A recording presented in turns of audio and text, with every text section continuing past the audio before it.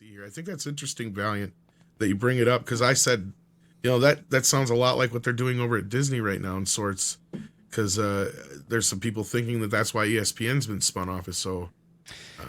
I mentioned that yesterday in kind of a post. We covered the earnings call live, and then I did a video post earnings call wrap up, basically saying that Disney caved to Peltz. They did. They gave Peltz everything he asked for. Completely. And so he agreed. Yeah. So explain that, because I've been reading in the trades that Peltz lost. This is why I have a YouTube channel. Cover for Iger. Yeah. That's why. Peltz won everything. I mean, he asked for A, B, C, D, E. Disney gave in the first 5 minutes of Bob Iger talking on the phone call, okay, we're going to agree to A, B, C, D, and E. Peltz was like, okay, I'll drop my fight. Did he get a board chair? No, he didn't need it. He got everything he wanted without going through with the proxy. He got everything he asked for without having to finish the proxy fight. And I told people this, and I warned people this 4 days before the earnings call. I said, Nelson Peltz, doesn't matter what happens with the board fight. He already won. Why? He bought Disney stock for $85 to $90 a share before he started the fight. When he got involved, what is it worth now? 110, 115. He already made about a 30+% return on investment in a matter of 3 to 4 months. That's Peltz hundreds wins. of millions, because remember, he bought almost $1 billion worth of Disney shares, which have now increased 30% in value. So victory Peltz. And not only that, he said in his statement, because he went and he changed the Restore the Magic website to, we now congratulate Iger. We are very pleased with what we were able to do. And there was an ominous threat. We will continue to be watching, because that is exactly what Iger also knows. Like, he caved completely.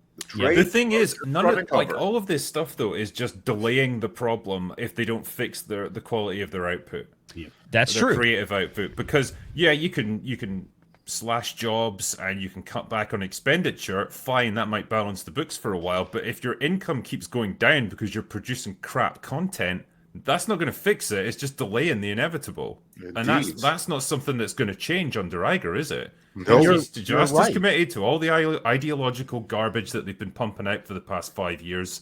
Yep. They're not going to change that. Feige made small grunty sounds to the effect that they can't make movies that are so ideological that, and I'm just paraphrasing, that they're also not entertaining.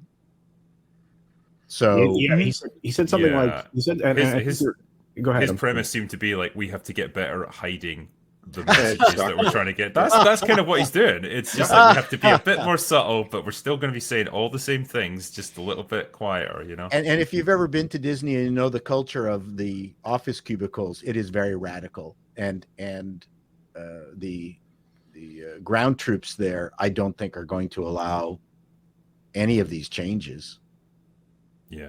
Well, look, one of the things, and look, Drinker, you're totally correct on that, right? The content has to change, and that's what we always complain about. The quality of the product has to be good enough for the audience to keep paying the dollars long term. But that's not specifically what Peltz was going after, although you read between the lines, long term, that's what Disney has to do. And I thought it was interesting that one of the very first things that Iger came out on the phone call and said, oh, by the way, it's like he just had this thought last night and threw it in the script. We're going to make Frozen 3, and we're going to make Toy Story 5, we're going to make Zootopia 2. And then that night, what happened on Twitter? Tim Allen tweets out, guess what? I'm back as Buzz Lightyear. I'm like, they know they got hosed. They know they got hosed with that $200 million turd that they lost back over the summer. And then with Strange World, made it even worse. I mean, it's been a disaster. All of which, by the way, was greenlit by Bob Iger. Yep. Yeah. Right. Indeed. But yeah, you're right, Rinker, that, and this is why I'm not too optimistic about Disney going forward. Because Bob Iger, and not only Bob Iger, but also Disney's biggest shareholders, because Bob Iger, he's not just a CEO, he is also Disney's single biggest individual shareholders.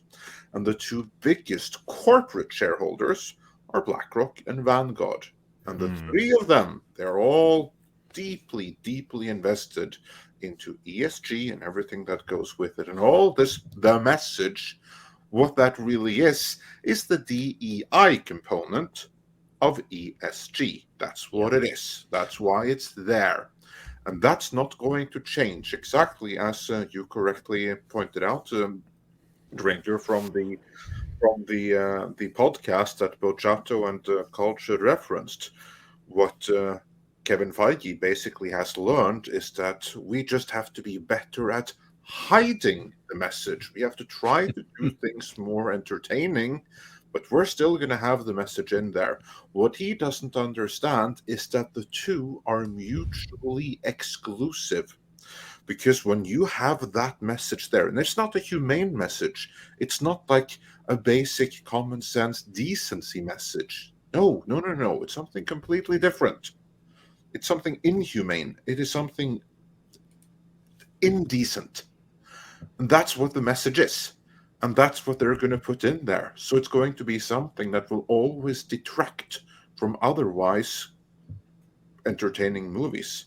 My go-to example there, which I think is kind of like what they're going to go with, is The Batman, which is a movie that at first glance could be construed as entertaining. The first half of it, I argued in my review, is the best Batman movie there is.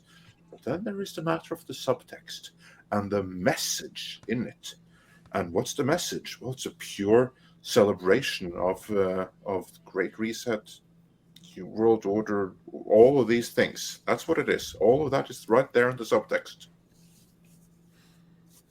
And that's probably the way that Marvel will be headed down going forward. Now, will they win audiences back that way? I kind of don't think so, because this still precludes them from making fully entertaining movies again.